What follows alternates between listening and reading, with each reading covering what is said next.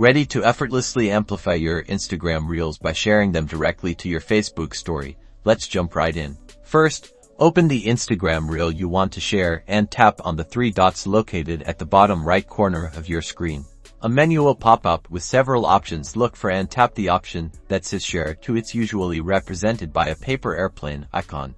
Now you'll see a new screen. Select the Story option, usually located near the top of the list. This will prepare your reel to be shared to either your Instagram story or your Facebook story. This will bring you to the Instagram Story Editor, where you can customize how your reel will appear in your story. Add text, stickers, GIFs, or drawings to make it even more engaging.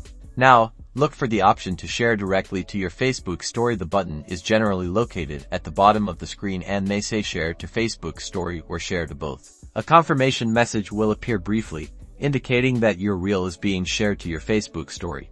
Open your Facebook app and check your Facebook story to see your reel live. It's that simple.